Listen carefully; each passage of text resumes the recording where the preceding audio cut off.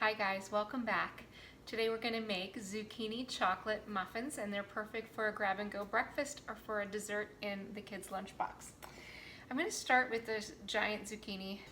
Okay, I'm going to cut off the ends. And you can totally use a smaller zucchini, but this one's really not good for much else, and I'll show you why. Because of the huge seeds inside. So I'm just going to take and remove those.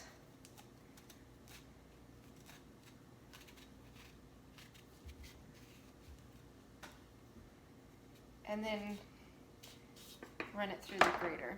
And if you want to, if you're doing a lot of zucchini, you can use your KitchenAid attachment to grate this. Since I just need a few cups, I'm going to grate it by hand. You can, if your kids are super picky, peel the green off. I feel like there's nutrition in the green, so I leave it in for my kids, and they are used to it and know they love it, so they're fine with it.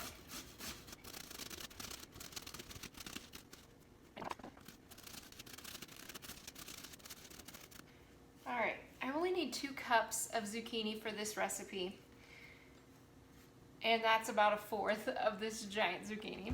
And I can grate the rest of that up and freeze it for future recipes. We're going to start with a stick of softened butter.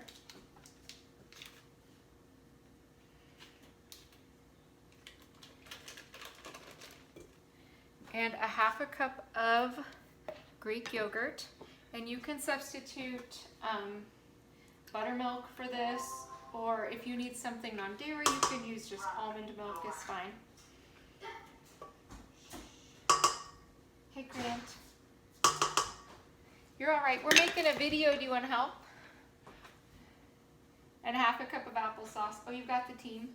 You won't be able to play a video game for about an hour. Okay.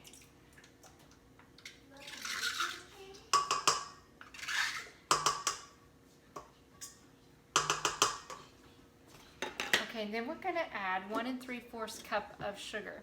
Now, when I'm using something healthy for the kids, I use the Morena sugar, which is just an unrefined sugar. It's still got all the carbs of regular sugar, but has micronutrients in it that they won't get from refined sugar.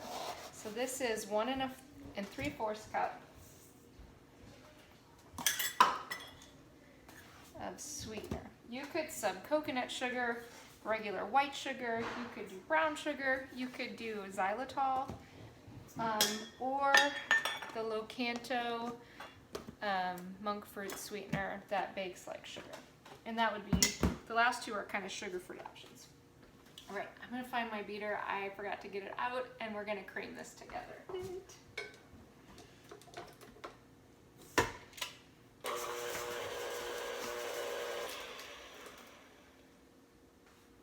Okay, when that's well mixed, I'm going to add 2 eggs.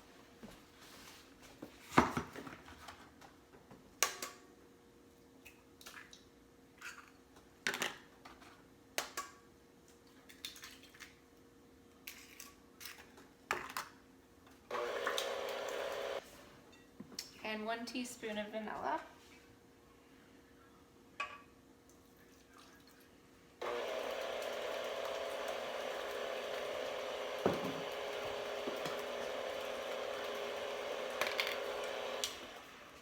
A 1/4 cup of cocoa powder.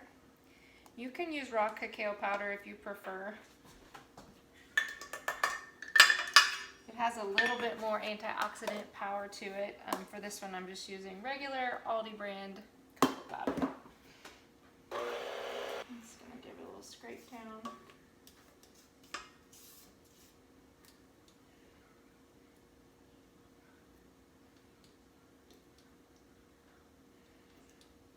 All right, now I'm going to add a teaspoon of baking soda.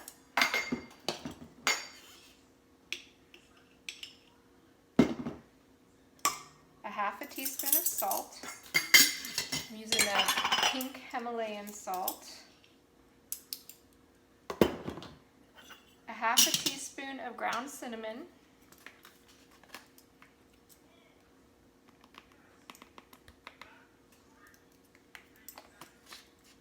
A 1/2 teaspoon of baking powder.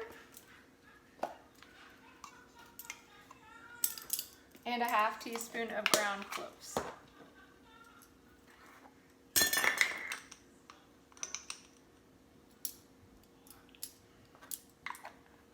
2.5 cups of whole wheat flour, and I just ground this fresh. I use the hard white wheat.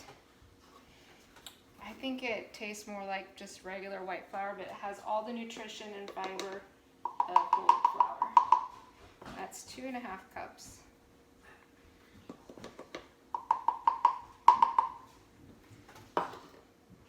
Where's my little half? I don't know.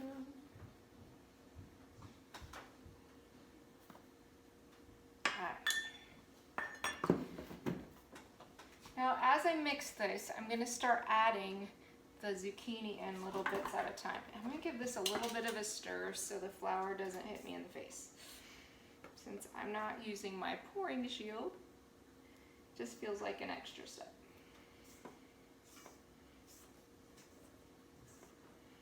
All right, hopefully.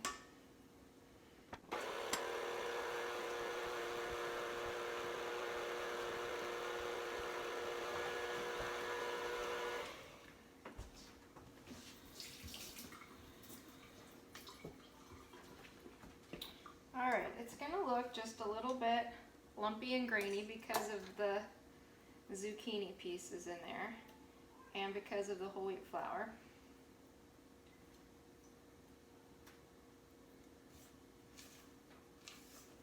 But it bakes up nice and smooth.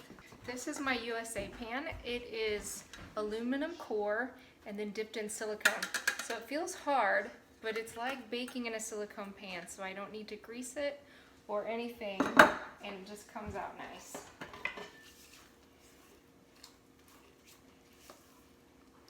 So you can see what the batter looks like.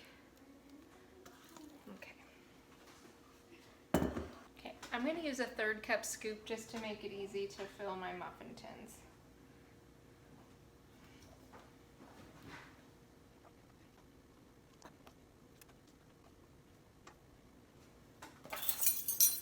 This one's just a little overfull.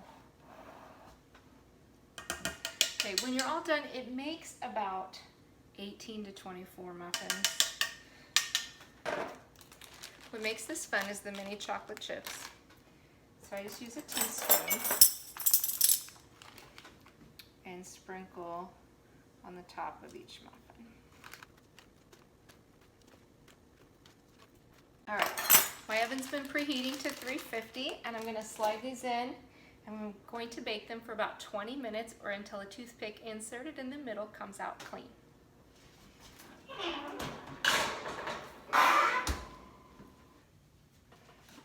Okay, when I have empty muffin wells to bake, I put just a little bit of water in each one, and it keeps the pan from burning up while the rest of them are baking. I just wanted to show you how easy these come out of the pan. Let me see which one you can see the best. Not that one. Here we go, back here. I'm just going to give it a little pry with the corner of my spatula. And out it comes. I let them cool in the pan about 15 minutes. And then they're ready to go on the tray. Next, come over here. Pick one.